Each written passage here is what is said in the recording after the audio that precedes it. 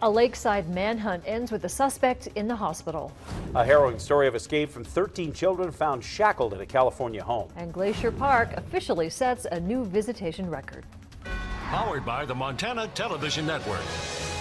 This is the 10 o'clock news on KPAX, Montana's news leader.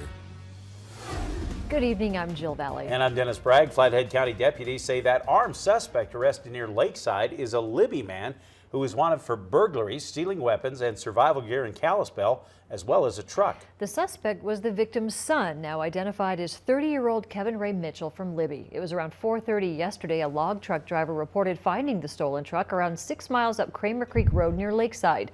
Deputies responded. They found a rifle had been stolen from that truck. Mitchell was reported to be under the influence of meth at the time and very unstable, so an alert warned residents in that area to stay indoors. Two Bear Air and Flathead County SWAT launched a manhunt, finding Mitchell before 10 o'clock last night. He was arrested without any problems, but he was hypothermic and had to be transported to a hospital for some help. Switching to weather, another dry day for western Montana, but things could change. We could get a little bit of snow, perhaps. Let's go over now to Chief Meteorologist Aaron Yost, who has a look at the first forecast. Aaron. Yeah, a little bit of snow and a little bit of rain expected for us on Thursday, but today definitely dry out there ahead of that next system and sunny for some folks. Take a look in Hamilton from our First Security Bank iCam earlier this afternoon. Of course, when that fog started to lift, many of us retreated to some sunshine today. We have seen those clouds on the increase, though, as a weak disturbance tracked across the region. It did bring a few sprinkles here and there, but for the most part today, only just increasing those clouds. Tomorrow will be very similar before that larger, more organized system moves in for us on Thursday. A full forecast update coming up shortly.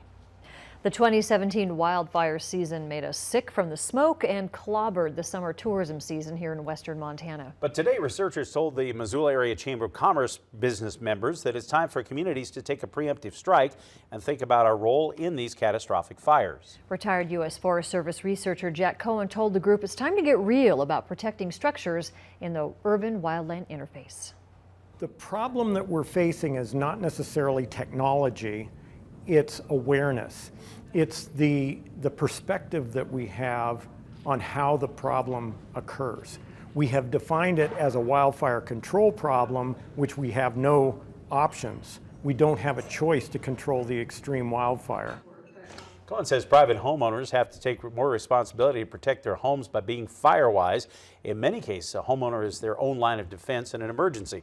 Retired Forest Service District Ranger Tim Love said keeping our own homes protected is the only thing we can control during an unpredictable fire season.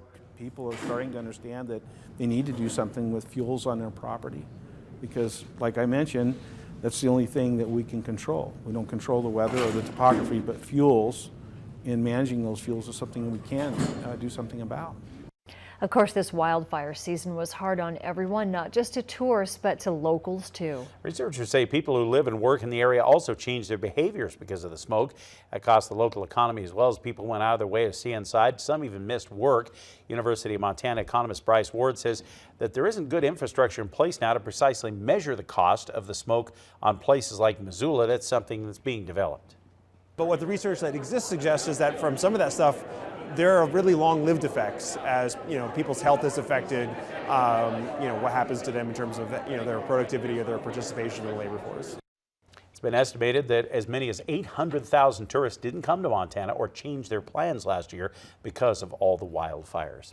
A majority of members on a panel assigned to designate national landmarks and historical sites is bailing out. They say it's because they've never been able to meet with Interior Secretary Ryan Zinke.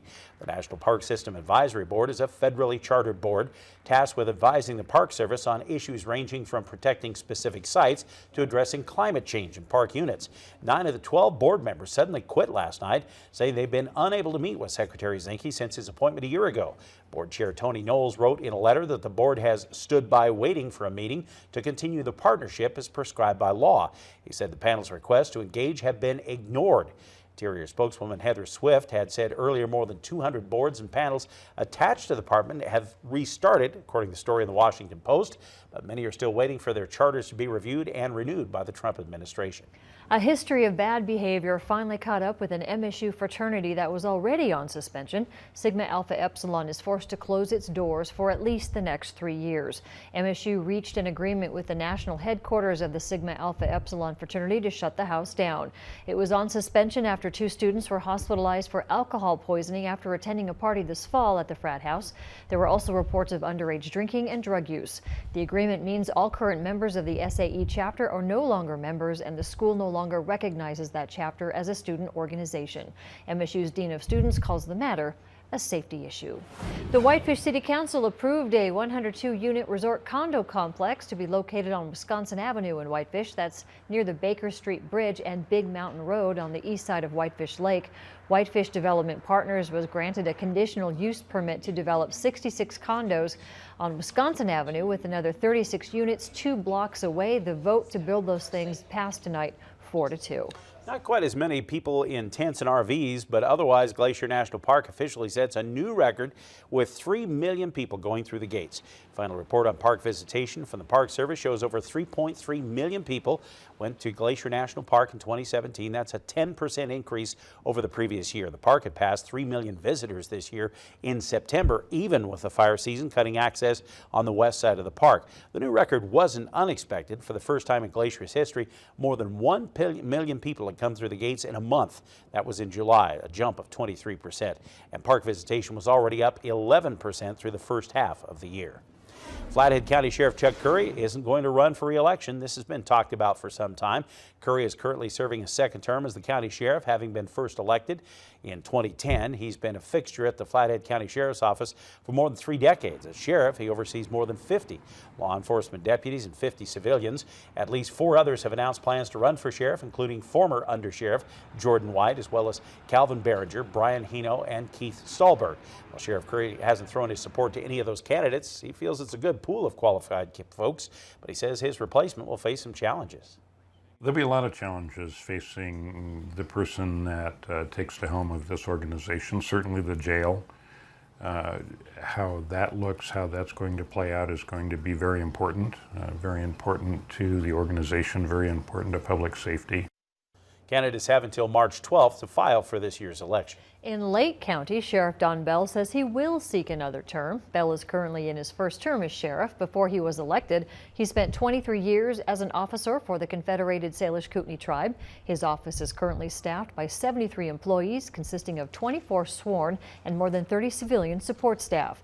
The Ronan native says he's excited to run again and make the streets safer for Lake County residents, including his own family. And so I'm even more motivated to for the valley to prosper and keep my kids safe, my grandkids safe, and then all the other citizens in Lake County. Bell tells us one of the biggest issues facing the county is the outdated and overcrowded justice system. Well, we've enjoyed the sunshine for a few days, but now it's back to the stormy stuff. Aaron has your forecast for the rest of the week coming up. And later we're going to take you to California for this harrowing tale of escape by 13 children who authorities say were shackled and malnourished inside their own home.